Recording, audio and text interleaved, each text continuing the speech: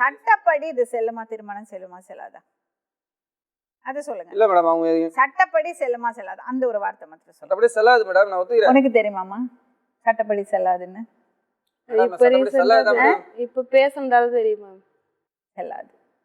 ஒரு மனைவி இருக்கும்போது டிவோர்ஸ் வாங்காம இன்னொரு திருமணம் பண்ணீங்கன்னா அந்த திருமணம் பண்ணுறது பெண்ணுக்கு தான் ரிஸ்க்கு.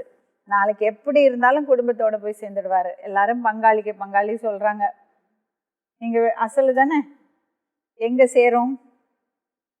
4 பேர் பெரியவங்க போட்டு மண்டையில் ஒரு தட்டு தட்டினாங்கன்னா போய் சேர்ந்துடுவாரு. என்ன பண்ணுவேன்? யாருனா மேடம், இங்கே பாருங்க, பங்காளிங்கெல்லாம் ஆள் வச்சு பின்னாடி கயிறு கட்டி வா 2வது செத்து இன்னும் ஒரு 50 சென்ட் இருந்துச்சு, அதை போய் ஏற்றுறதுக்கு போனாங்க. இங்கேருந்து ஆள் எத்தனை பைக்கு, மொத்தம் 15 பைக்கு உட்கார வச்சு கூட்டின்னு போயிட்டு ரிஜிஸ்டர் ஆஃபீஸுக்கு போனதும் தாய் பத்திரம் இருந்தால் மட்டும்தான் ரிஜிஸ்டர் பண்ண முடியும்னாங்க. எல்லாம் பணம் எடுத்துன்னு வந்துட்டாங்க ரிஜிஸ்டர் ஆஃபீஸுக்கு. 2 லட்ச ரூபாய் கடன் அடிச்சுக்கிறேன். என்ன பண்ணிக்கிறாரு? 3 பவுன் நகை வச்சுக்கிறாரு. அந்த 50 சென்ட் என் நகைக்கு 2 லட்சம், ஒரு 40,000 ரூபாய், ஒரு 50,000 வட்டி மகளிர்ல 10,000 இதெல்லாம் வட்டி போடு. வட்டி முதல்மா 2000 அப்படியே கொடுத்தா 1.5 வராது. என் நகை 3 பவுன் வச்சுக்கிறேன்.